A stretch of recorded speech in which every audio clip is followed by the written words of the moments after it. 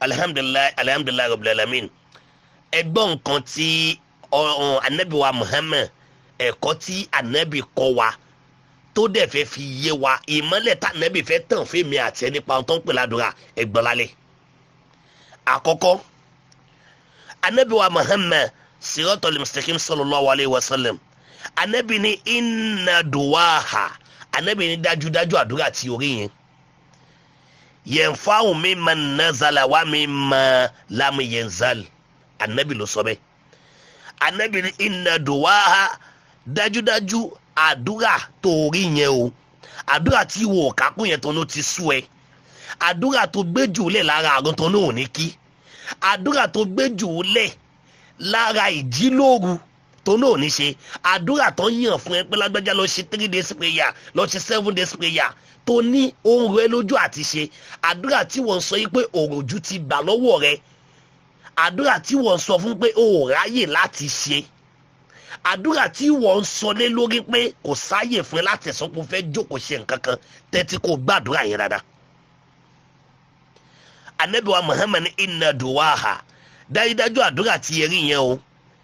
yanfa'u mimman nazala yóò máa ṣàǹfààní lórí nǹkan tó sọ kalẹ̀ lé lórí. Ó túmọ̀ sí pé gbogbo ẹni tó bá fẹ́ ní àṣeyọrí láyé àfi kó múra sádùúrà lórí àṣeyọrí nìkan nìyẹn o fẹ́ ní àṣeyọrí lórí fámìlì ẹ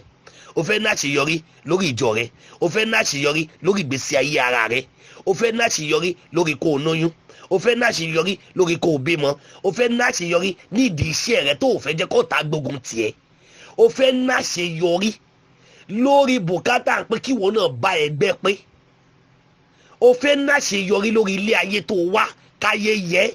kó sọ̀rọ̀ ẹ́ sí dáadáa kí wọn náà fẹ́ ní parí bíi ti bàbá mi àgbà àmọ̀wọ́ ọ̀kẹ́ ìyẹ̀rọ ọ̀kẹ́ ọmọ lálọ́mí ọmọ abísùn jórúkọ kòkòtẹ́ àgbà tí ń ṣáájú olókodóko ìràwọ̀ táyé ń fi náà tiẹ̀ tàn káàkiri gbogbo ayé àkàndá nínú àwọn àkàndá ìránṣẹ́ Elédùmarè Maulana Sheikh Jami Shamsuddin KUNFAYEKUN BULALA ahamu sakaku Allahu yas nuru ahamu nuru sakaku nuru Allahu nuru yas jalla nuru jalla jalalu khalifatu Tijani Maulana Sheikh Jami KUNFAYEKUN BULALA radiyallahu ta'ala ni wòlíì Ọlọ́run wòlíì àgbà wòlíì tó ju wòlíì lọ wòlíì tó tún gbé wòlíì mi wòlíì tí wòlíì tún sá lọ bá láti fẹsẹ̀ rẹ̀ rìn síwájú Ọlọ́run Maulana Sheikh Jami radiyallahu ta'ala ni o mọ̀ tó bá mọ búlálà ni wàá ti mú zikiri jáde fún bẹ́ẹ̀ yẹn wàá ti ya wèrè sínú zikiri ògì dídì Ọlọ́run má jẹ́ ó ya wèrè bó o bá ya wèrè ò lè bọ́ lọ́wọ́ ta rẹ̀ wèrè méjì níbẹ̀ wèrè táyé ọ̀tọ̀ ìyẹn ni mọ̀jìnúnù wèrè tọ́lọ́hun ọ̀tọ̀ ìyẹn ni mọ̀jìzúbù ó ní bàbá mi fi sọ pé yẹ kó lóun náà mọ̀jìnúnù wàlásù bí mọ̀jìnúnù yẹ kó lóun náà mọ̀jìnúnù wàlásù bí mọ̀jìnúnù wá ìní máa bóbó la ìwà la ìmọ̀jìzúbù ṣé o ní yẹ kó lóun náà mọ̀jìnúnù gbogbo ayé fojú wèrè táyé wà wọn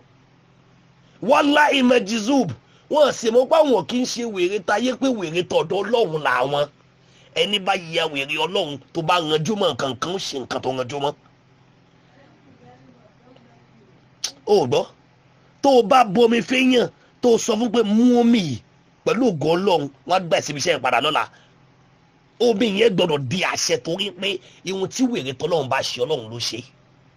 Ọlọ́run ò lè gbé bọ́ọ̀dì ẹ̀ fi rìn Ọlọ́run àwọn máa yẹ ẹ̀mí ẹlẹ́mìí fi ṣiṣẹ́ nínú ìyá ẹ̀mí ẹlẹ́mìí fi ṣiṣẹ́ nínú ayé òun là ń pè ní mọ̀jìzóbù àti jàlálà ibẹ̀ kọ́ là ń bọ̀ lẹ́ni wọ́n tàdúrà ń tì wá lọ òun lè sọ lànàbẹ̀ ọmọ fi sọ pé inna duwaha dájúdájú àdúrà tí wọ́n gbé jù lẹ̀ tó ní òṣè yẹn ò gbọ́ dáadáa yanfa'u mimman nazala yóò máa ṣàǹfààní lórí nǹkan tó sọ̀kalẹ̀ lé lórí àdúrà tí wọ́n ní wò ráyè ṣe yẹn làwọn kan bẹ lọ́hùn lé lórí léwọ̀ lórí pé kí tiẹ̀ bàjẹ́ lógun àdúrà tí wò ráyè ṣe yẹn làwọn kan fi ń gbaṣẹ́ sọnù lọ́wọ́ rẹ̀ àdúrà tí wò ráyè ṣe yẹn làwọn kan fi ń léwọ̀ kò ní ibùjókòó rẹ̀ àdúrà tí wò ráyè ṣe yẹn làwọn kan fi ń gba ọmọ sọnù lọ́wọ́ rẹ̀ àdúrà tí wò ráyè ṣe yẹn làwọn kan fi ń fọmọ rẹ̀ fìtínà rẹ̀ nígbà tí wò ráyè àwọn kan ráyè àwọn wá lo àṣẹ yẹn lódì wọ́n fi bà tí wọ́n jẹ́ ṣé wàá yẹ kó gbàdúrà jù lẹ́ẹ̀sìn ni àbóyẹ kó tún mú ọ̀rọ̀ bá ó ní òun fẹ́ yí padà kó yí padà ló dá. òun làbá fi sọ yí pé iná òun lànàbí wa Muhammad sọ pé iná dùwà dájúdájú àdúrà ti ẹ̀rí yẹn yẹn ń fa omi máa nazala yóò máa ṣàǹfààní lórí nǹkan tá a sọ kalẹ̀ lé lórí. wà mí máa lámúyè ń zálẹ̀ kódà àdúrà tó o bá ń ṣe àníyàn tó o dà tó o fẹ́ jó ṣe lé lórí ọlọ́run ó ṣe èyí tó o tún wá rántí dà tó o gbàgbé tẹ́ pé o ti wá ṣiṣẹ́ tán láàrin 30 tó wá ní ó dẹ̀ yẹ kí n tún tọrọ fún lágbájá báyìí ó yẹ kí n tún béèrè lé iwájú ọlọ́run àdúrà ó tún máa yanjú ìṣíwájú kó tó wí. òun lọ́lọ́ fi sọ fún mi àtẹnu àlùkò pé wà á sì rún kọ́lẹ́kùn àròjì àròbí iná òun àlè ìmọ̀bìzá ti sòdò aláàyè àlàmùmọ́ni khalaqo wàhùwà lẹ́tí fúlàkàbírù. òun ló pé wà á sì rún kọ́lẹ́kùn àròjì àròbí bó o pọ́lọ́run bá ń gbangba àbò pọ́lọ́run bá ń kọ̀kọ̀ bó o pọ́lọ́run bá lóru àbò pé lọ́sàn ọlọ́run bá mọ èròǹgbà rẹ ohun tó wí síta àti ohun tó wí síta bó o pé jẹ́jẹ́ àbò páláriwo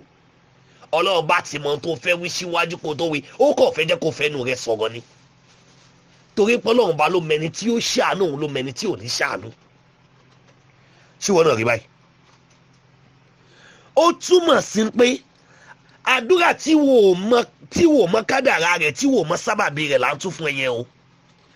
àdúrà tí wò mọ bó ṣe wúwo tó bó ṣe kàǹkà tó òun là ń sọ fún ẹyẹ o wọ́n sọ ẹgbẹ́ kọlọ́jú kàdúrà iṣẹ́ ni I'm always tired I don't have time I don't know what to do because I stress myself today if you see me at work today the stress is too much the stress is too much ní ìdí àdúrà ìmọ̀ obìnrin ni ẹ́ ìmọ̀ ọkùnrin ni ẹ́ àdúrà dà gẹ́gẹ́ bí atẹ́gùn ní ohun tó bá fẹ́ lù bí èlùbọ́ ni yóò kàn án.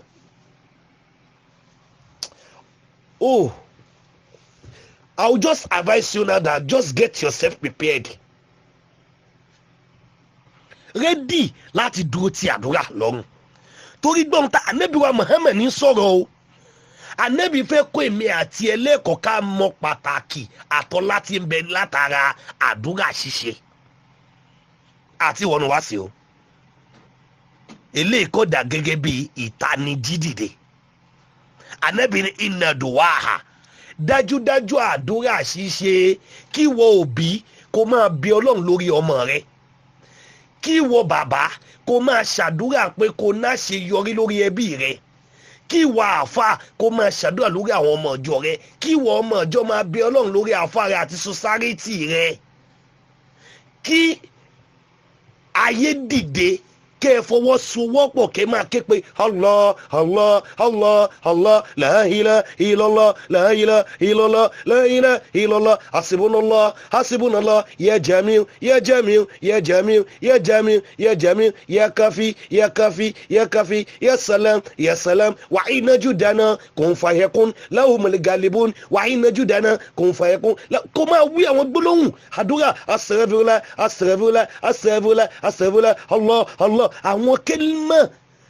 kẹ́límọ̀ tí ó máa múnú ọlọ́run dùn tó jẹ́ kẹ́límọ̀ tó ọlọ́run kó máa wí. iná dùá déédéé jẹ́ àwọn àdúrà tá à ń ṣàlàyé yìí yẹn fáwọn mímọ nazala yóò máa ṣàǹfààní lórí tó bá dájú ẹ̀kọ́. mo ṣàdúrà kò gbà irọ́ ni sùúrù ni kò ní. tó bá ṣàdúrà tádúrà rẹ ò bá gbà ó ní ohun tó yẹ kó o fi kún tó o tí ì fi kún ni lọ bá àfa rẹ. èèyàn ṣàdúrà tó wá ní kó lọ gbẹ́bọ wàláhì irọ́ ni àdúrà ń ṣẹgbẹ́ ẹbọ lọ́jọ́kọjọ́ torí tó bá gbẹ́bọ tọ́nà ọ̀ràn yẹn ni kò ṣàdúrà àsìkò tó gbé kalẹ̀ tádúrà tó dẹ̀ ṣe sí ò bá gbà nínú tó lọ pèsè tó gbé kalẹ̀ ò ní rẹ́sì pẹ̀bọ tó gbé gbà èèyàn ṣe wá máa fàdúrà wé ẹbọ kò jọra wọn ọlọ́run là ń sọ̀rọ̀ ẹ̀ lọ́wọ́ yìí òun ló fi ní iná dùwáhà dájúdájú àdúrà ṣíṣe tí ẹ rí yẹn ń fáwọn mímọ́ nazala yóò máa ṣàǹfààní lórí nǹkan tó bá sọ kalẹ̀ lé lórí jẹ́ aládùúrà ni àtọ́fẹ́fà yá Allahu àdúrà ni yá àyà sẹ̀rẹ̀ gan jó jẹ́ àdúrà tó bá fẹ́ wá nǹkan kan fi sọ́pọ́tì yá àyà sẹ̀rẹ̀ jó jẹ́ àsọ̀dàkọ́tù jó jẹ́ sàárà bí kò tẹ̀jẹ́lẹ̀ kó pẹran bí kò padìyẹ bí kò ra nǹkan fáwọn ọmọ kékeré bí bisikíìtì bí súwìtì ra nǹkan sínú mọ́ṣáláṣí àgé ni ẹni ni dúrọ́ọ̀mù ni spíkà ni máìkì ni àwọn nǹkan bí sàrà wo ìyá rẹ sùsù tó bá ń bẹ láyé raṣọ lọ fún léèsì ni míìkì ni bọ́ǹfìtà ni mílò ni rà á fún bàbá rẹ ṣètọrẹ àánú fún bàbá rẹ sẹ́ndì káàdì sí wọn raṣọ fún wọn ṣe àdíá fún wọn àáfàá rẹ raṣọ fún àáfàá rẹ ṣe àdíá owó ni bàtà aṣọ àwọn nǹkan bẹ́ẹ̀ yẹn sọ́dákọ̀ nìyẹn àwọn nǹkan tá à ń pè ní sàrà nìyẹn àwọn nǹkan bẹ́ẹ̀ ọ̀rẹ́ rẹ gan tó bá dáná tán bóúnjẹ fún àwọn nǹkan kéékèèké yẹn òun ló tún máa ń ran àdúrà lọ ló máa ń gbalẹ́gbẹ̀ẹ́. Are you doing it? Ask yourself. If you are not, you have not completed in prayer. You haven't. But if you are doing it, keep doing it. Don't let your mind to shake. Keep doing it. As you are doing it, Almighty Allah will reward you one day. Because the prayer you are doing is protecting you, but you don't know the way the prayer is protecting you.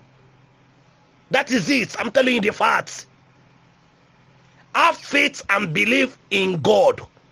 Have faith and believe in Almighty Allah. As you believe, you will proceed in your destiny. But if you don't believe, you won't gain anything at all. Olùdókòwò lomi àṣàdùn anádùúgbò gbà ẹbí ẹ pẹ́ ni tó ṣàdùn àníyàn òun ló fi ṣe. Ó ọ̀rọ̀ ya mò ń bọ̀ wá mi ti dé.